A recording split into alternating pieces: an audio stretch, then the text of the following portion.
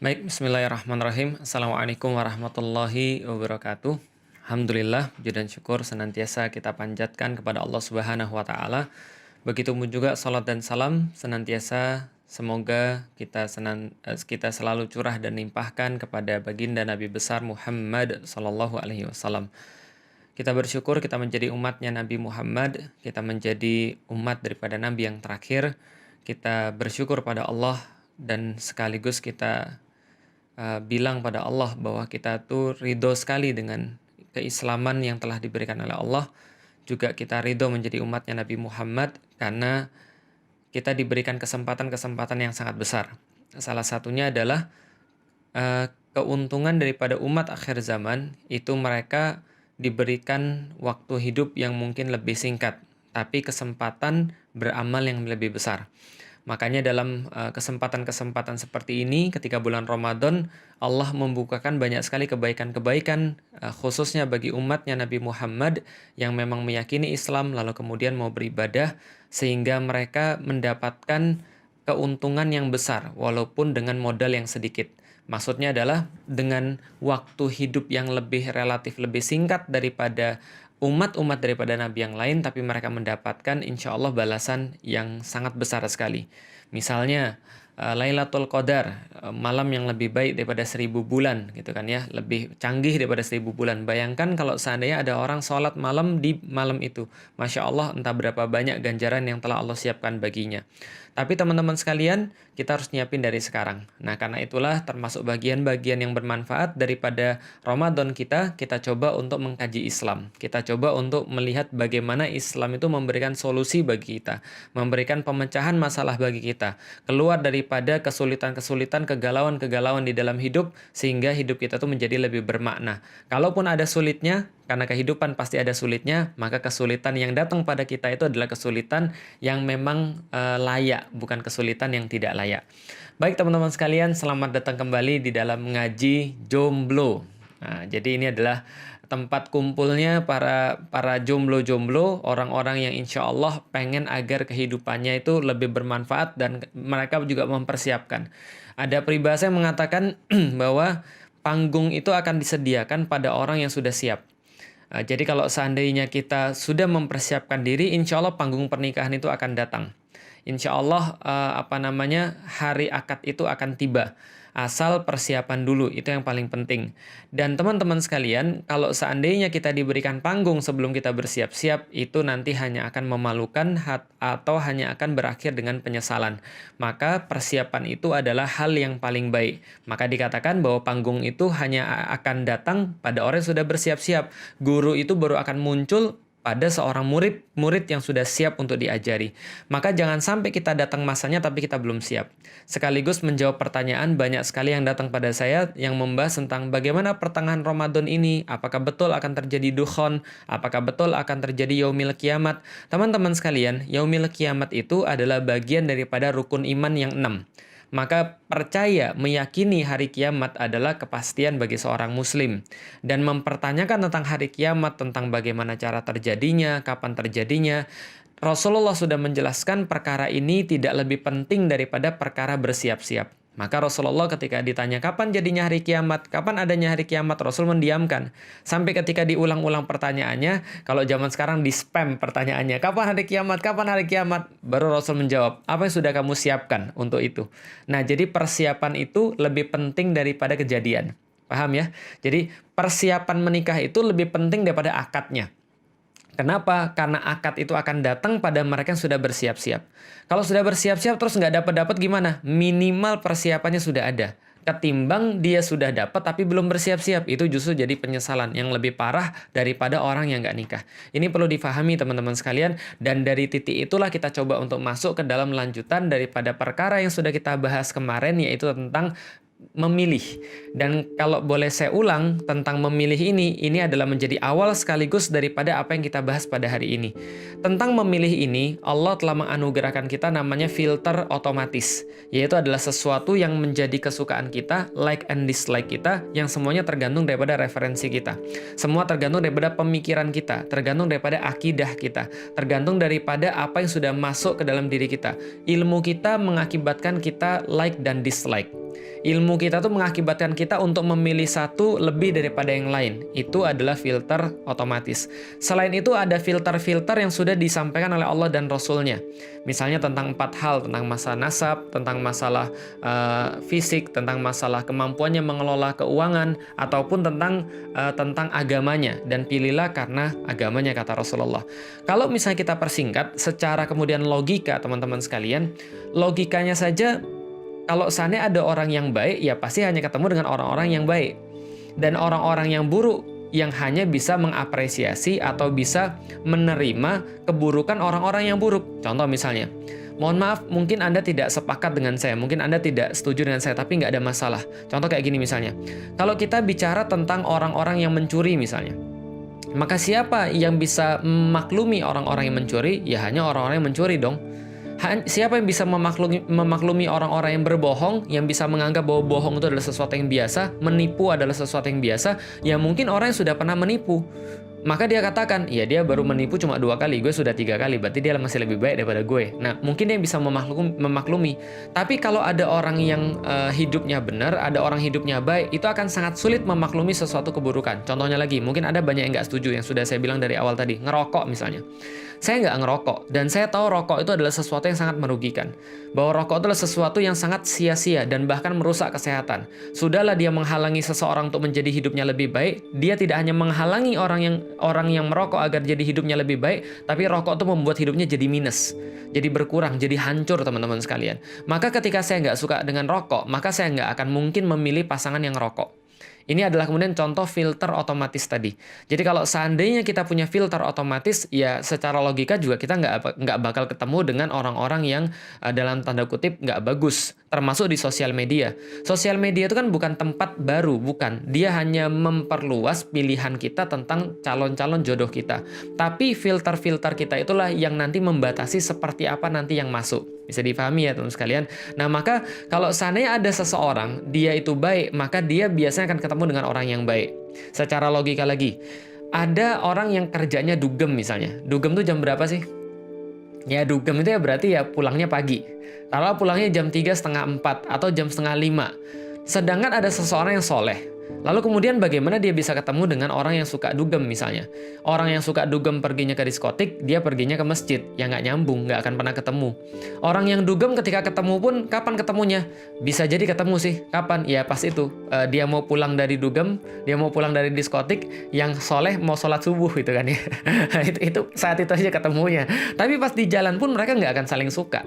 Yang dugem bilang, apaan tuh? Bilangnya subhanallah, dikit-dikit alhamdulillah, dikit-dikit Allahu Akbar, kadrun itu. Kadal gurun, dia nggak akan suka. Sebagaimana orang-orang yang soleh juga nggak akan suka aktivitas-aktivitas seperti itu. Jadi ya gimana ketemunya kita juga nggak tahu, dan kalaupun ketemu dia juga nggak akan saling suka. Kenapa? Karena logikanya memang begitu. Maka wajar ketika Allah mengatakan di dalam Al-Quran, al-khabithatu lil-khabithin wal-khabithuna lil-khabithat. Sesungguhnya perempuan-perempuan yang bersikap akhlaknya buruk, yang keji akhlaknya, hanya diperuntukkan atau hanya disukai bisa untuk laki-laki yang juga sama seperti itu levelnya.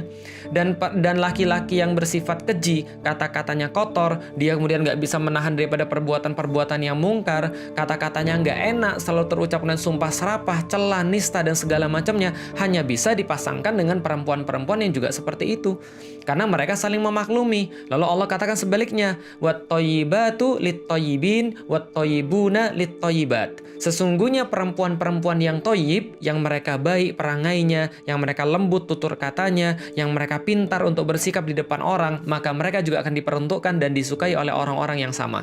Dan juga sama, laki-laki yang berbuat seperti tadi, yang mulia akhlaknya, ranggi kemudian penampilannya, lalu kemudian bagus kemudian cara ngomongnya, tutur katanya, maka dia akan dipasangkan dengan perempuan-perempuan juga yang sama. Tidak akan ada ketidakadilan. Tapi Ustadz, saya baik tuh Ustadz, saya sholat tuh Ustadz, saya puasa tuh Ustadz, saya melakukan kebaikan-kebaikan Ustadz. Tapi kenapa saya bisa dipasangkan dengan suami saya yang kayak begini? Pernah terjadi begitu ketika saya ngenanganin satu kasus. Jadi ada seorang perempuan nangis betul, nangis terseduh-seduh, dia ngadu tentang suaminya, yang suaminya itu dulu adalah seorang non-muslim, lalu kemudian masuk Islam untuk menikahi dia. Sepasca dia masuk Islam lalu menikahi dia, 3 bulan kemudian dia murtad, dan mengakibatkan kerusakan rumah tangga yang sangat parah sekali, dan perempuan ini sangat terpukul. Dia nangis, dia kemudian bilang, "Ustadz tolong sadarkan suami saya melihat ini agak sulit masalahnya." Nanti saya cerita kapan-kapan soal orang yang murtad lalu kemudian mau balik lagi itu agak sulit selama dia nggak buka pikirannya. Tapi kita fokus pada perempuan ini, dia nangis sejadi-jadinya, dia berkata pada saya lalu kemudian, "Yuk Ustadz, saya salah apa sama Allah? Saya sholat Ustadz, saya tahajud Ustadz, saya baca Quran, saya sedekah, saya melakukan apapun perintah-perintah Allah. Kenapa ini terjadi pada saya? Bukankah katanya orang baik hanya dipasangkan pada orang baik?" Saya kemudian diam sejenak, lalu kemudian saya berkata pada perempuan yang tadi, pada ibu yang tadi, "Mohon maaf Mbak, mohon maaf banget. Saya sebenarnya nggak mau ngomong kayak gini, tapi demi kebaikan Mbak saya harus ngomong. Kenapa? Karena Mbak harus tahu, dan saya menyampaikan dengan sebaik-baiknya, mohon maaf Mbak, tapi Mbak sampai sekarang belum kerudungan." Mungkin bisa jadi dia nggak paham bahwa kerudung itu adalah termasuk dalam syariat Islam, gitu loh maksudnya. Maka ketika dia nggak kerudungan dari awal pun filter itu nggak jalan. Karena sudah saya bilang, hanya orang-orang yang baik akan suka dengan orang-orang yang baik. Saya dulu nggak suka blas sama orang-orang yang kerudung. Saya menganggap mereka tuh menjijikkan. Kenapa? Karena saya belum baik, mohon maaf. Maka saya nggak suka dengan orang-orang yang kerudungan. Gitu loh maksudnya. Artinya ini adalah filter otomatis. Dan mereka juga nggak akan pernah ketemu. Kalaupun ketemu, itu pasti mereka juga nggak akan saling suka. Ini namanya filter filter otomatis yang dilogikakan tadi saya sudah sampaikan, dan di dalam ayat Al-Quran, di dalam surat An-Nur, itu disampaikan secara jelas sekali bahwa sesungguhnya laki-laki yang baik untuk perempuan yang baik, dan perempuan yang baik untuk laki-laki yang baik, dan laki-laki yang jahat untuk perempuan yang jahat, dan perempuan yang jahat untuk kemudian laki-laki yang jahat. Saya sering mengambil satu perumpamaan yang sudah sering saya ceritakan, dan entah kalau Anda setuju, mau nggak setuju juga nggak ada masalah, cuma namanya perumpamaan itu kan yang mudah diterima akal. Saya sudah sampaikan, contoh misalnya, wanita tuh cuma terbagi menjadi dua jenis. Atau kalau mau laki-laki juga nggak apa-apa. Tapi wanita lebih tepat. Wanita tuh bisa dibagi dalam dua jenis. Satu tipe lapis legit, dua tipe pisang goreng. Jadi tapi tipe pisang goreng dan tipe lapis legit. Lah kalau seandainya pisang goreng, seorang wanita menempatkan dirinya seperti pisang goreng tuh mudah banget buatnya. Mudah banget buatnya, bahannya juga murah, dan dijual di mana-mana, semua orang bisa buat karena nggak ada yang spesial pada pisang goreng. Dijualnya harganya berapa? Ya paling 3.000, 4.000, di zaman saya 1.500 gitu kan ya. Lalu kemudian siapa yang beli? Ya orang-orang yang punya uang segitu. Karena dia jualnya dengan harga segitu. Di mana kemudian belinya? Di pinggir jalan, di nampan, ditebar begitu saja. Dan yang dia milih dengan cara apa? Dia milih yang paling anget dong. Dia milih yang lembut dong. Caranya gimana? Dipegang-pegang. Setelah dipegang-pegang, cari yang anget, cari yang lembut, belinya pegang-pegang 10, belinya 1. Itu yang terjadi pada pisang goreng. Yang belinya pun juga orang-orang biasa. Ini cuma contoh, tidak berarti mendiskreditkan orang-orang yang suka pisang goreng. Karena saya juga suka. Tapi ini cuma contoh aja. Anda silakan bayangkan. Tipe yang kedua adalah tipe lapis legit. Buatnya susah setengah mati. Saya pernah nemenin ibu saya buat lapis legit berkali-kali karena ibu saya suka masak. Buatnya tuh selapis demi selapis. Buat adonannya juga setengah mati. Adonannya aja bahannya mahal luar biasa. Ketika kemudian sudah diadon, lalu kemudian parah banget, payah banget, lalu kemudian dikasih selapis demi selapis, dipanggang itu selapis, keluar lagi dari oven, selapis lagi, keluar lagi dari oven, selapis lagi, panasnya minta ampun. Dan buatnya susah, tapi karena itulah harganya mahal. Bisa 400.000, 500.000, bahkan 1 juta per loyang. Lalu kemudian dijualnya bukan di tempat-tempat yang biasa, dijualnya di swalayan, dijualnya kemudian di tempat-tempat yang layak, yang beli juga orang-orang yang punya duit segitu. Yang jelas yang punya duit lebih banyak daripada yang beli pisang goreng gitu kan ya. Lalu kemudian milihnya tidak perlu pakai pegang-pegang, nggak perlu kemudian pakai sentuh-sentuh. Kenapa? Karena semuanya itu sudah dijamin pabriknya pasti bagus. Lalu setelah diambil, lalu kemudian dibawa ke kasir, dibayar, dibawa ke rumah, dibuka, dipotong, baru dimakan. Diperlakukan dengan terhormat. Ini adalah dua tipe. Artinya apa? Bagaimana Anda mempersiapkan diri Anda, begitulah nanti akan Anda dapat siapa yang memilih Anda. Artinya persiapan itu sekali lagi lebih penting daripada kejadiannya. Nah, itu yang menjadi dasar pembahasan kita bagi kemudian yang ke depan tentang masalah khitbah. Sebelum saya bahas tentang khitbah, saya mau mencet lagi karena ini sudah mau habis. Sebentar ya. Iya, alhamdulillah ngisi sendiri, ngerekam sendiri, live sendiri, mencet sendiri, gitu kan ya. Pahala dapat sendiri. Oh enggak, insya Allah kalau kebaikannya untuk semuanya. Oke, kita lanjut lagi teman-teman sekalian. Nah, itulah yang menjadi dasar bagi kita untuk membahas tentang masalah khitbah.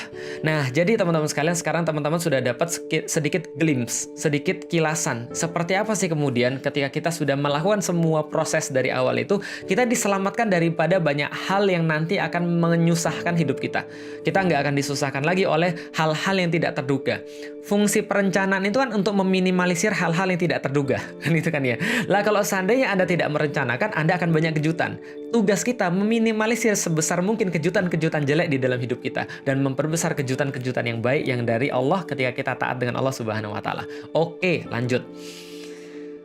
Taruhlah saya sudah melakukan semuanya yang sudah kita bahas kemarin, maka ketika saya sudah suka dengan istri saya, lalu kemudian saya sudah suka dengan calon istri saya sudah menentukan pilihan berdasarkan filter otomatis dan filter yang telah diberikan oleh Allah itu, maka langkah berikutnya adalah saya ingin berproses secara baik juga dong. Kenapa? Karena pernikahan adalah proses, maka mempersiapkan pernikahan yang benar itu juga adalah ibadah kepada kaum muslimin. Itu sudah jelas sekali. Maka bagaimana cara pengaturannya? Itulah di dalam Islam ada yang namanya khitbah.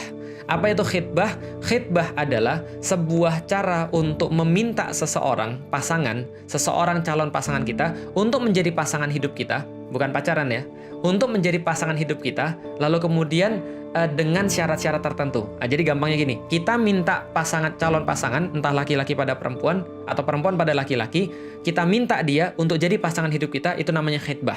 Diterima atau tidak, itu nanti. Tapi proses mintanya namanya khitbah, bukan pacaran. Dan jangan jadikan modus pacaran syariah.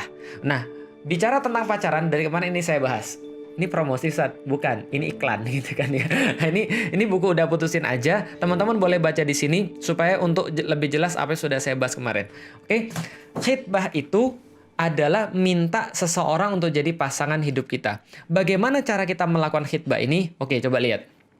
Kemana ada yang banyak nanya pada saya? Saat gimana cara kita menentukan yang mana yang mau dikhitbah?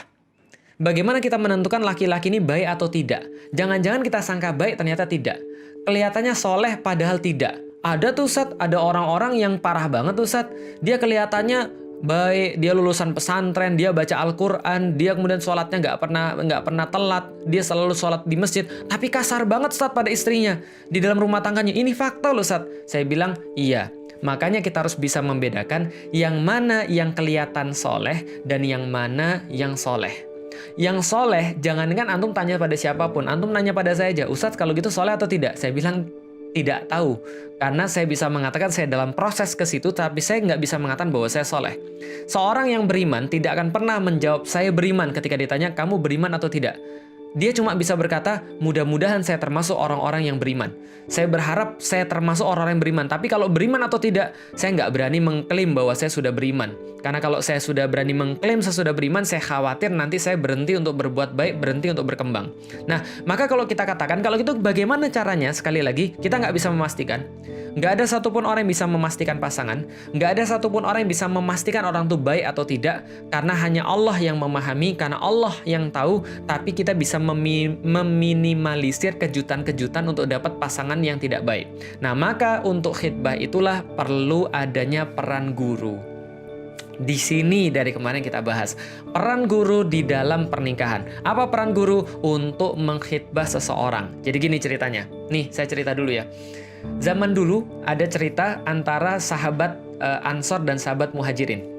Salman Al-Farisi itu adalah sahabat Muhajirin. Ketika dia pergi ke Madinah, maka dia dipersaudarakan dengan sahabat Ansor, namanya Abu Darda. Nah, Abu Darda ini adalah orang yang sangat ngerti di kampungnya, orang yang sangat luar biasa. Orang yang sangat keren lah di kampungnya. Dan dia lebih senior daripada Salman Al-Farisi. Dan ketika kemudian dipersaudarakan, Salman ini ketika pergi ke Madinah, maka dia ketika sudah cukup lama di Madinah, maka dia melihat ada seorang perempuan yang dia sukai. Asik. Jadi bukan berarti nggak boleh ya. Jadi ngelihat cewek lalu kemudian demen itu nggak ada masalah. Cuma apa yang Anda lakukan setelah demen itu yang menjadi masalah. Kalau misalnya Anda ngajak dia pacaran, nah itu masalah. Tapi Salman nggak ngajak dia pacaran. Salman bilang kepada kemudian Abu Darda, saudaraku. Oh iya, gimana? Saya tuh ada suka dengan seorang cewek loh. Oh gitu ya? Oh iya. Terus gimana? Saya berniat untuk menikahi dia. Maka saya sudah menyiapkan cincin nikah sebagai mahar untuk menikahi dia. Saya tolong diantar dong Abu Darda. Saya tolong diantar pergi ke tempatnya dia. Supaya nanti ada yang menjamin tentang saya. Jadi gini ceritanya. Kita nggak bisa tahu tentang diri kita. Dan kita agak naif kalau mengatakan agak ya agak GR lah kalau mengatakan bahwa saya tuh mukmin loh, saya ini keren loh, saya ini beriman loh, dan saya soleh loh. Itu agak aneh aja. Tapi orang lain bisa kemudian untuk mengatakan tentang kita, dan biasanya mereka lebih jujur kalau tidak disogok gitu kan. Jadi ya dia biasanya lebih jujur. Maka tugas guru adalah menyampaikan apa yang terjadi pada muridnya, atau tugas teman adalah, atau tugas orang tua adalah menyampaikan sejujur-jujurnya agar itu menjadi pertimbangan bagi orang yang dilamar. Nah, dalam kasus ini karena Salman Al-Farisi paham banget bahwa dia tidak ngerti tentang adat, dia tidak tahu tentang bagaimana budaya setempat, dia tidak tahu bagaimana cara untuk menjelaskan dan menjamin dirinya sendiri, maka dia bawa Abu Darda untuk pergi ke tempat akhwat yang tadi untuk kemudian melamar akhwat ini untuk menikah dengan dia, dan dia sudah siapin maharnya. Oke, datanglah Abu Darda dengan Salman Al-Farisi pergi ke tempat perempuan tadi, lalu disambutlah oleh keluarganya. Abu Darda menjelaskan, Assalamualaikum warahmatullahi wabarakatuh. Waalaikumsalam warahmatullahi wabarakatuh. Saya Abu Darda, salah seorang sahabatnya Rasulullah. Oh iya, senang sekali kami menyambut salah seorang sahabat Rasulullah, Masya Allah. Ini Salman, saya bawa juga, ini adalah sahabat Rasulullah yang keimanannya Masya Allah sudah diakui oleh Rasulullah, dan dia ini adalah orang yang ketika masuk Islam, dia menyerahkan segala-galanya untuk Islam, dan Islam pun memuliakan dia. Oh iya, keren banget, Masya Allah. Lalu kemudian Abu Darda bilang, mohon maaf, dan ibu dan bapak kan sudah tahu, saya kan juga penduduk kampung yang sama. Jadi saya sama-sama penduduk Madinah nih. Nah, kita kan sudah sama-sama saling kenal nih. Nah, tujuan saya datang kemari, mohon maaf, saya tuh pengen untuk melamarkan anak ibu buat sahabat saya, Salman Al-Farisi. Dan insya Allah, sepengetahuan saya, Salman ini begini.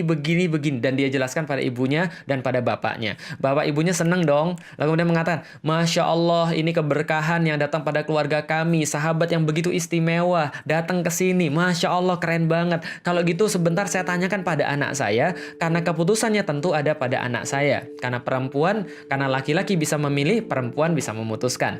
Maka kemudian datanglah dia pada anaknya, lalu kemudian keluarlah dia, kemudian membawa keputusan.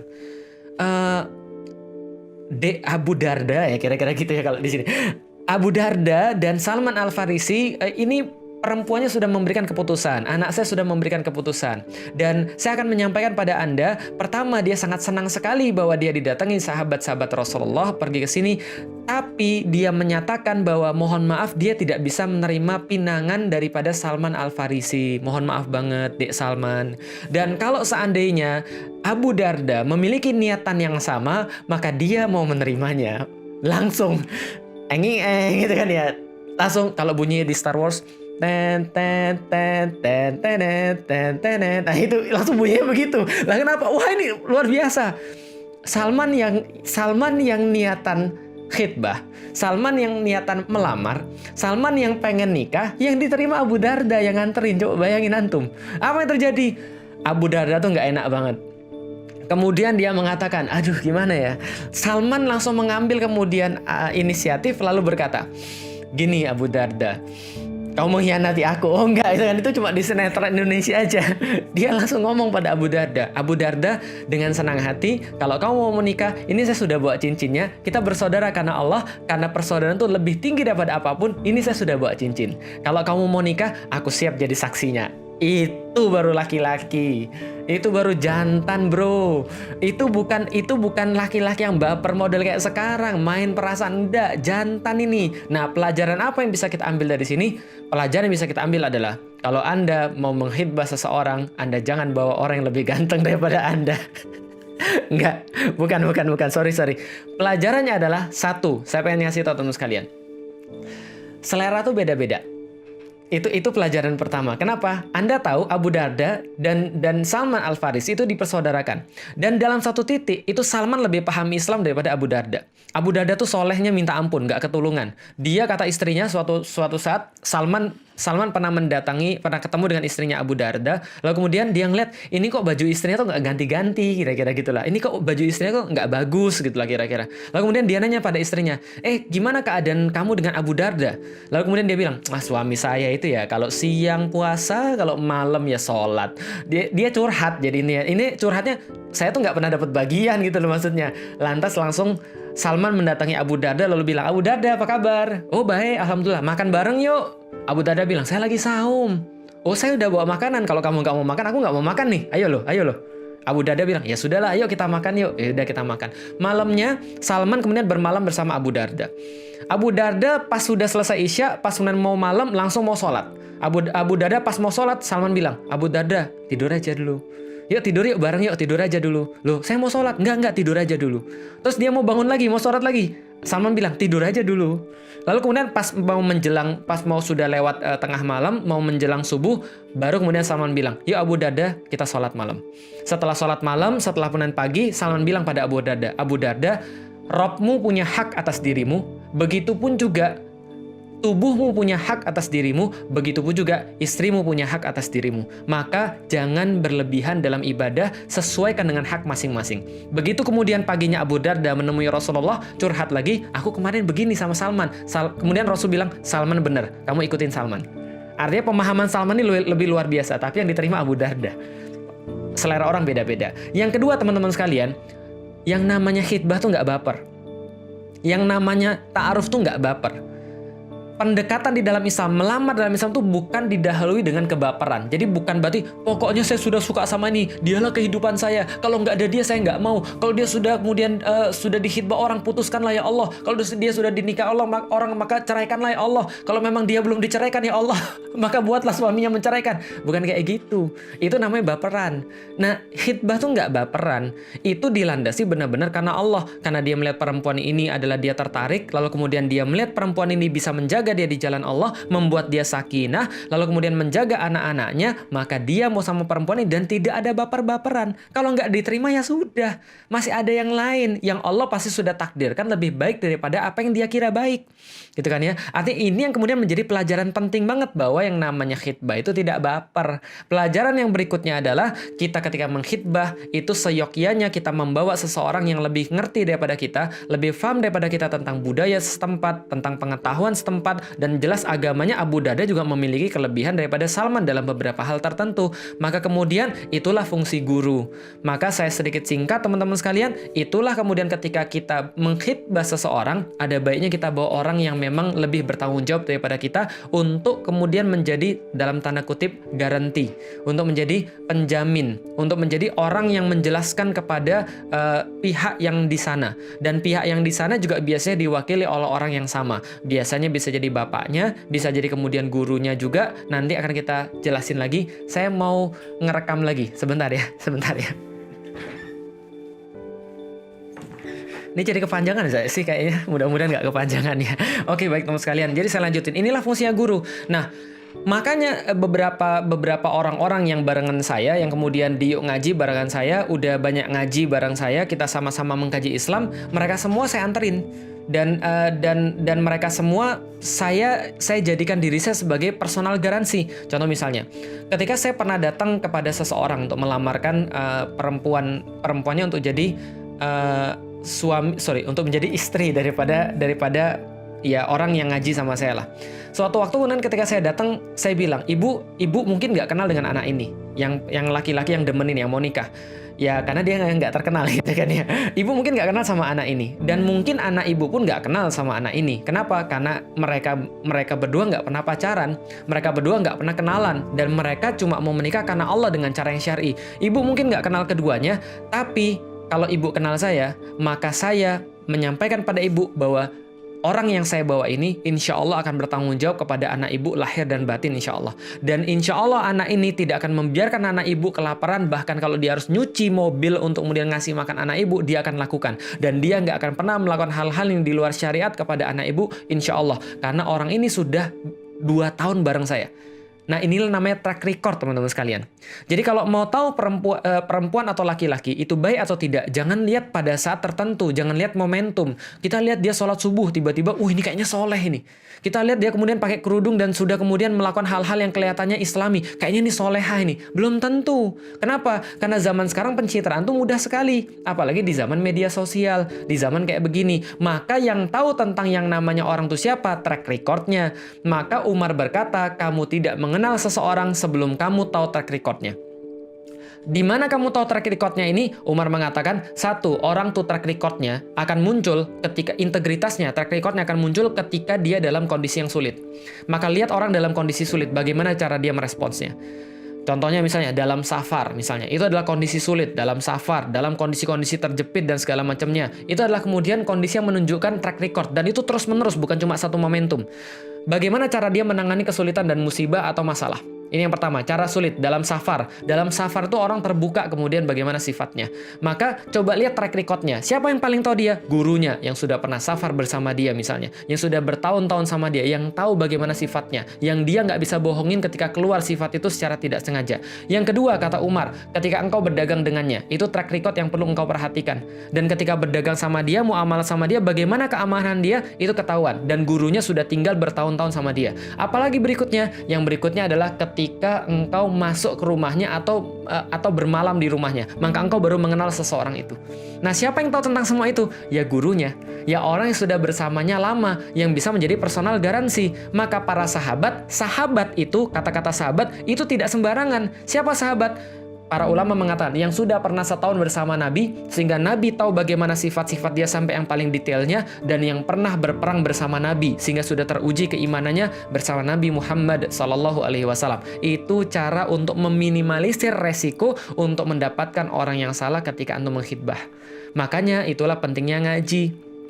Itulah pentingnya mengkaji Islam secara sistematis. Makanya di Yuk Ngaji, by the way, iklan lagi. Kalau teman-teman mau mendapatkan baju Yuk Ngaji, silahkan cari di Yuk Ngaji merch. Cocok nggak saya jadi bintang iklan gitu kan? Itu makanya di Yuk Ngaji kita buat namanya ngaji intensif. Ngaji sistematis, supaya apa? Supaya teman-teman mengkaji Islam secara komprehensif dari awal, sehingga bukan hanya filternya yang kemudian dapat, filter otomatisnya dapat, bukan hanya komprehensifnya pemahaman yang didapat, tapi teman-teman juga dapat seorang guru, seorang mentor, seorang kemudian yang bisa mendampingi teman-teman sekalian, yang bisa nemenin teman-teman sekalian, dan dia bisa kemudian untuk menjadi personal garanti ketika teman-teman mau nikah, sebagaimana Abu Darda dan Salman Al-Farisi. Nah, ketika kemudian kelanjutannya gimana? Ketika saya ngomong begitu, lantas kemudian ibunya bilang, oh iya, kalau gitu saya percaya dengan Ustadz Felix. Saya tanyain sama anaknya dulu ya. Terus setelah itu ibunya keluar, lalu bilang, mohon maaf, ini anaknya maunya sama Ustadz Felix. Oh enggak, itu cerita Abu Darda. Enggak, akhirnya mereka menikah, alhamdulillah, dan sampai sekarang alhamdulillah mereka hidup baik-baik saja. Kalau cekcok ya pasti ada lah. Makanya banyak orang yang bilang, Ustadz adain dong kajian kayak gini, tapi untuk rumah tangga yang sudah menikah. Nanti, ini untuk yang jomblo dulu, karena yang jomblo lebih perlu pertolongan, insya Allah. Jadi nanti insya Allah kita akan bahas juga tentang rumah tangga di lain waktu. Tapi yang jelas teman-teman sekalian, inilah namanya khitbah, menyampaikan kepada seseorang yang kita sukai untuk menjadi pasangan kita. Syaratnya apa khitbah itu, lalu kemudian bagaimana proses khitbah itu dan ta'aruf itu, insya Allah akan kita bahas dalam sesi berikutnya. Gitu ya teman sekalian, mohon maaf agak panjang pada hari ini, mudah-mudahan bermanfaat bagi teman-teman sekalian. Kalau yang tidak bisa mengikuti di pagi ini, ada nanti kita sudah rekam di situ. Banyak yang nanya, kenapa saya lihatnya ke sini? Saya lihatnya ke sini karena ini adalah live-nya. Saya lihatnya ke situ, kalau seandainya saya mau lihat itu rekamannya jadi atau enggak. Sedangkan ini monitor saya, jelas ya. Nah, jadi itu kalau saya teman-teman nggak dapat sekarang, teman-teman boleh dapetin di YouTube. Dan kalau seandainya teman-teman sudah ngikutin dari awal sampai akhir, mudah-mudahan nggak ada pertanyaan kayak kemarin lagi. Karena kemarin masih ada yang nanya pada saya, Ustadz bagaimana kalau ada seorang laki-laki menyukai saya, tapi dia bukan muslim Ustadz, boleh nggak kira-kira saya menikah sama dia? Ini bukan pertanyaan yang harus ditanyain lagi, karena sudah jelas jawabannya. Dan ini harusnya tidak terjadi kalau kita sudah menjalani sebuah proses-proses yang dari awal. Gitu aja teman-teman sekalian, sekali lagi semoga bermanfaat. Semoga hari ini Allah memberkahi puasa teman-teman sekalian, dan semoga teman-teman sekalian tidak lupa untuk melakukan kebaikan-kebaikan ketika berpuasa. Karena pas berpuasa bukan berarti teman-teman boleh terputus dari dunia luar. Perhatiin juga orang-orang luar, kasih makan mereka kalau sanggup, kalau nggak sanggup bagi kebaikan pada mereka, kalau nggak sanggup doakan mereka, atau kalau nggak sanggup bagikan dakwah-dakwah pada mereka, apapun yang kita bisa lakukan untuk bisa membumikan Al-Quran. Baik, makasih. Assalamualaikum warahmatullahi wabarakatuh.